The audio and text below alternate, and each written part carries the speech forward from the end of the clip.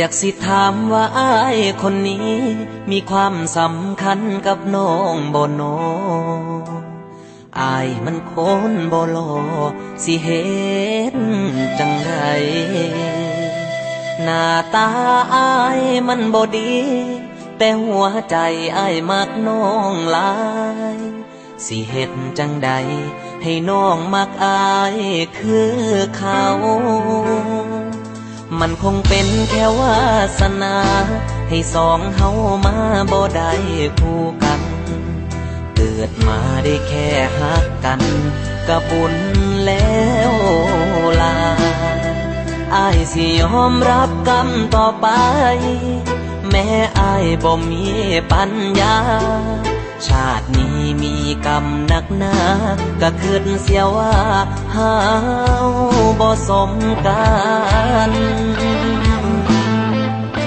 สิยอมเจ็บปวดรวดร้าวสิยอมให้เขาได้เจ้าเคียงคู่อ้ายก็ฮู้โตดีว่าอ้ายบ่มีปัญญายอมรับว่าอ้ายมันจ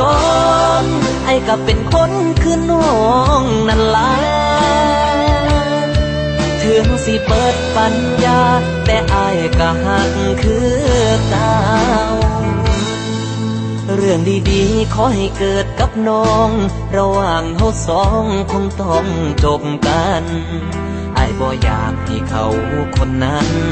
มาขึ้นยังหลายอ้ายบ่เคยหักน้องบ่จริงถ้าเขาทิ่มก็คืนมาก็ได้สิเป็นสิตายโตอ้ายก็หักคือเก่า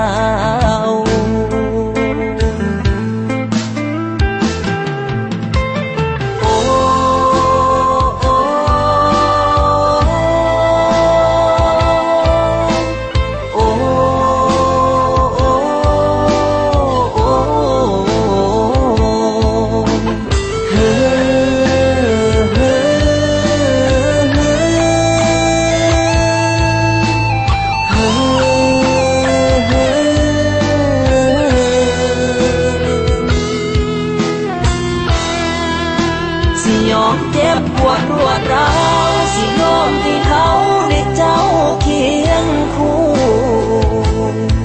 อ้ายก็ฮู้โตดีว่าอ้ายบ่มีปัญญายอมรับว่าอ้ายมันจนอ้ายก็เป็นคนคือน้องนั่นล่ะถึงสิเบิดปัญญาแต่อ้ายก็หักคือเก่าถึงสิเบิดปัญญาแต่อ้ายก็หักคือเก่า